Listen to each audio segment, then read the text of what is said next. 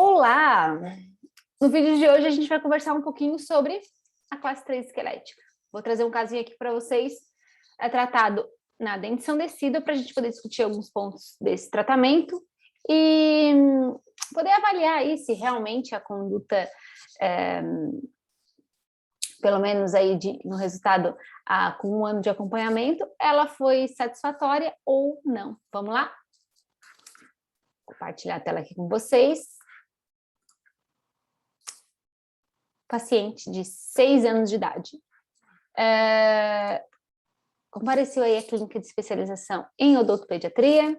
Foi um paciente tratado pela Ângela, minha colega odontopediatra, que coordena também o curso de especialização em odontopediatria, uma das professoras do curso, e também já foi aluna desse curso, né?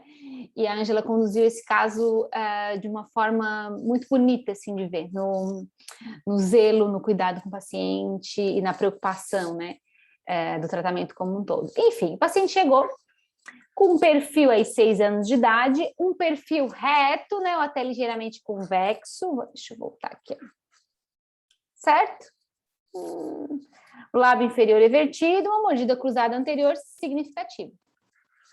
Se tiver relação intrabucal, então o paciente chegou com mordida cruzada anterior, o que a gente vai fazer clinicamente? Manipular em relação cêntrica e avaliar a relação molares e caninos e também a relação entre os incisivos. Quando eu manipulo em relação cêntrica, eu avalio se essa mordida cruzada corrige, se há algum contato aí prematuro permitindo um desvio funcional dessa mandíbula, e aí o paciente aparenta ser uma classe 3 e não é, ou se ao manipular, a gente observa que essa mordida se mantém cruzada ou em topo. Então, manipular o paciente em relação cêntrica é sempre importante no caso de uma mordida cruzada anterior. A gente precisa fazer o diagnóstico entre uma mordida cruzada anterior dentária, entre uma pseudoclasse 3, né, onde eu tenho um desvio funcional dessa mandíbula, mas ainda uma relação satisfatória entre as bases ósseas, ou uma classe 3 esquelética verdadeira.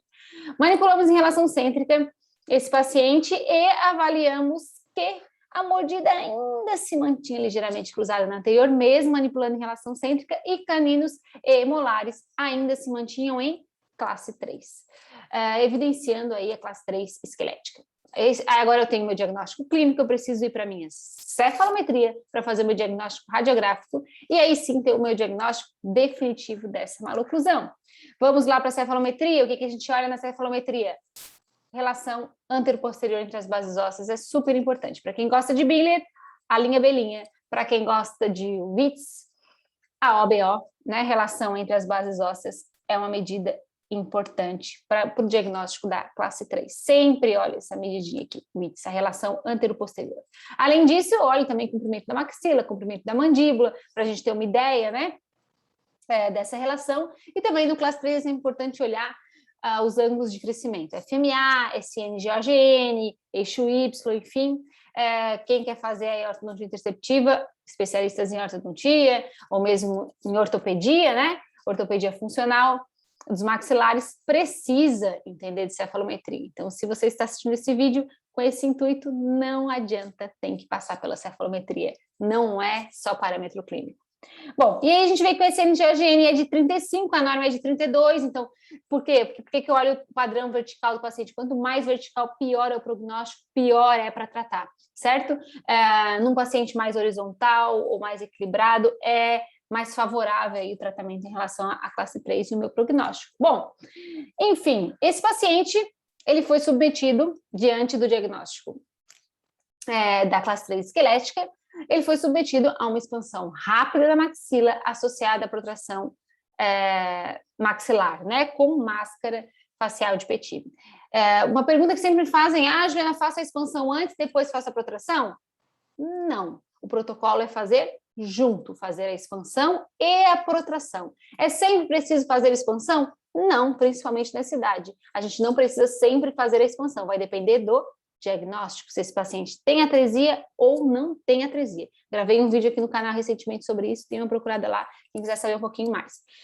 Nesse caso, nós levamos o paciente a 8 meses de tratamento, de uso dessa máscara de uso mais contínuo, né, cerca de 16 horas por dia, e 3 meses de uso noturno, depois que a gente atingiu o nosso overjet, o overbite significativo, satisfatório, o paciente usava bem o aparelho, a gente orientou o uso noturno por um pouquinho mais para ter uma resposta de overjet ainda um pouquinho, uma ligeira sobrecorreção.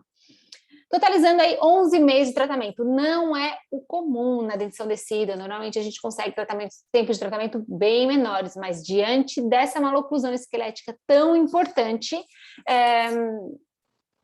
fez com que o tempo de tratamento fosse um pouquinho maior. Ah, Juliana, mas já ouvi falar que é preciso ter o primeiro molar permanente para eu fazer a protração. Não necessariamente. Alguns profissionais defendem a presença do primeiro molar permanente por uma questão até de ancoragem, né, do aparelho expansor, que de qualquer forma, mesmo sem fazer expansão, é preciso ter o expansor para nos ajudar aí nessa protração, mas não necessariamente. Quanto mais cedo, mais fácil é a resposta nessas suturas, né? Então, trabalhar aí no final da dentição decídua já é uma idade favorável, sim, mesmo não tendo primeiro molar permanente em boca. Se vocês buscarem na literatura aí os trabalhos de um autor chamado Peter Nigan, vocês vão ver que ele faz protração em pacientes em 4 anos e 8, é um dos autores que mais publica sobre classe 3, excelente, um profissional super renomado, assim, e bem respeitado na literatura científica, e não mostrando que esses resultados tendem a ter estabilidade a longo prazo e é satisfatório, sim, tá? Então, essa relação de esperar o primeiro molar permanente não é plausível, né, para mim, até porque o primeiro molar permanente ele rompe no primeiro período transitório e rompendo no primeiro período transitório, eu posso conseguir bandar esse dente, às vezes lá por 8, 9 anos de idade, e nessa idade as suturas já perderam perderam, vamos dizer assim, né? Já não estão no seu potencial máximo onde é mais fácil estimular o seu crescimento, certo? A gente sabe que as suturas, elas têm uma disposição linear e depois, com o tempo, elas vão ficando mais serrilhadinha. Então, após os 7 anos de idade, o procedimento de protração tende a ficar mais difícil, né? Após o primeiro período transitório, esse crescimento nas suturas, ele é mais limitado, vamos dizer assim, apesar de ainda ser favorável, sim, claro, ainda é favorável, tá? Mas antes dos 7, até mesmo no final da dentição decídua, já é favorável para fazer a protração? Sim. E aqui a gente usou um elástico 5,16 médio, isso é algo que sempre me perguntam, qual é o elástico que tu usa? Não sei qual é o elástico que eu uso, eu me preocupo com a força que eu vou colocar nessa protração. E a força na dentição decídua normalmente é perto de 400 gramas força de cada lado, tá? A gente tem que medir com tensiômetro direitinho, a gente pode começar com 350 gramas, dentição decídua, mas normalmente perto de 400 é um bom limite de força, tá? Isso vai depender da resposta individual do seu paciente. Posso usar mais? Sim. Dentição mista, a gente acaba usando um pouquinho mais, 450, às vezes um pouquinho mais, até 500 gramas força de cada lado, vai depender da resposta individual do paciente. Sugiro que você comece com uma força um pouquinho menor, perto de 300 gramas, 350, para ele se adaptar, e depois, principalmente na dentição decídua, tá? Reavaliar se é necessário aumentar essa força ou não. Se o paciente estiver respondendo bem, beleza, toca a ficha com a força que você está utilizando. Se ele não estiver respondendo bem e está usando o aparelho, aumenta cerca de 50 gramas de cada lado e reavalia o procedimento na próxima consulta. Tempo de uso 16 horas por dia, então, como a gente conversou, nesses primeiros 8 meses de tratamento e depois 3 meses de uso noturno. E aqui está o paciente no final, onde a gente conseguiu, o que eu avalio para remover o aparelho? Ou a taxa de colaboração do meu paciente que caiu, ele não usa mais e eu me contento com aquele tratamento, com aquele resultado, mas o que eu busco é um overjet, uma relação de sobremordida satisfatória, tá? Um overjet e um overbite satisfatório. De quantos, Juliana? Então, de 2, 3 milímetros aí, dependendo da maloclusão, às vezes a gente sobrecorrige um pouquinho mais, então eu sobrecorrijo um pouquinho essa maloclusão, não só descruzo a mordida cruzada, eu sobrecorrijo um pouquinho para ter um overjet normal, né? A dentição mista a gente tem que lembrar que o overjet aí 2, 3 milímetros é o normal, então eu tenho que buscar a recuperação um pouquinho desse overjet. Outra coisa importante, Juliana, nessa maloclusão aqui, precisou fazer um levante de mordida? Não, não precisei fazer um levante de mordida. Normalmente eu não faço na dentição decídua, é mais comum fazer na dentição mista quando eu tenho um trespasse aí de incisivos a mais que 1/3 da altura da coroa do incisivo, tá? Senão eu não faço. Aqui nós não fizemos levantes de mordida. Na dentição mista é mais comum com incisivo permanente. Por quê? Porque a própria posição da máscara de protração, o giro da mandíbula, acaba facilitando aí, desocluindo esses dentes e permitindo que a mordida corrija sem levante. Então, eu gosto de usar um expansor maxilar tipo Haas, né, modificado, enfim, com acrílico no palato, com ganchinho na região de caninos e molares descidos, por ali, entre eles, e máscara facial de Petit. E foi assim que a gente conduziu o tratamento desse paciente. Aqui está ele antes do tratamento, aqui está ele depois da exposição rápida, depois aí da nossa protração. Então, com um overjetzinho na região anterior, ainda tinha uma sobremordida bem acentuada, né? Apesar dos ângulos de crescimento não mostrarem um ângulo muito horizontal, a gente conseguiu uma boa relação antero-posterior, né? Que é a relação de classe 3 antes do tratamento. Aqui ainda está um pouquinho em classe 3, mas a mandíbula está um pouquinho girada, ainda tem um desvio de mandíbula pela própria expansão. Então, a gente fez a expansão, depois a mandíbula fica ainda um pouquinho perdida. Esse aqui foi no dia que a gente removeu o aparelho e ela depois vai se acomodando. Bom, e aqui está ele 1 ano após o tratamento. Então, olhem o perfil, olhem o resultado desse caso, o perfil desse paciente, como a gente teve uma melhora nessa relação. Olha a relação aqui antero-posterior, ainda uma tendênciazinha de classe 3, principalmente porque a mandíbula está um pouquinho girada, ela está um pouquinho desviada aí para o lado esquerdo, ela está desviada para o lado esquerdo por causa de um contato prematuro, tá? Aqui da cúspide palatina do primeiro molar permanente.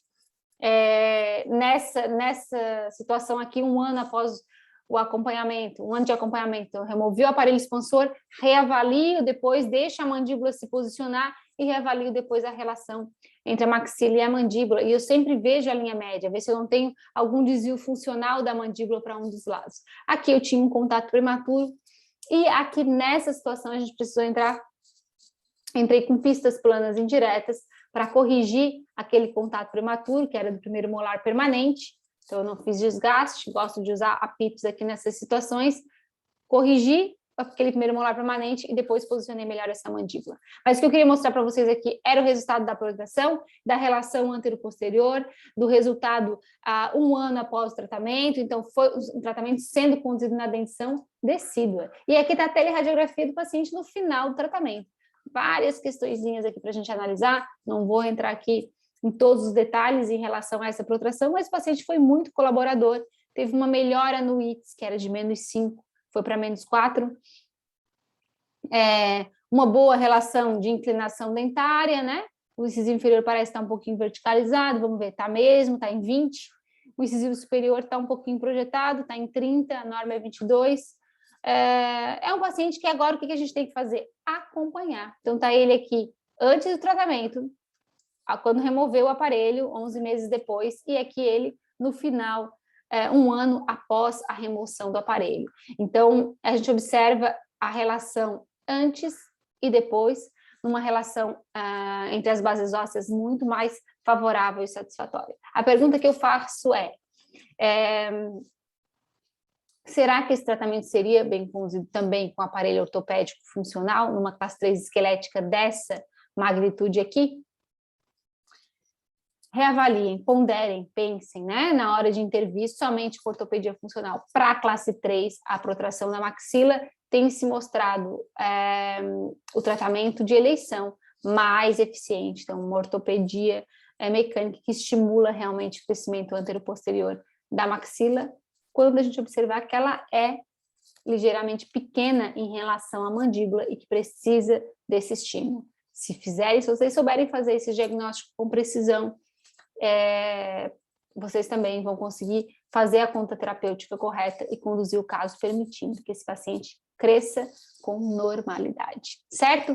Dúvidas sobre classe 3? Vamos discutir aqui, coloquem aí embaixo nos comentários ou me mandem um e-mail, meu contato está aí embaixo na descrição do vídeo e a gente vai se falando, me deem ideias para a gente poder gravar os próximos vídeos, certo? Um grande beijo e até mais, tchau, tchau!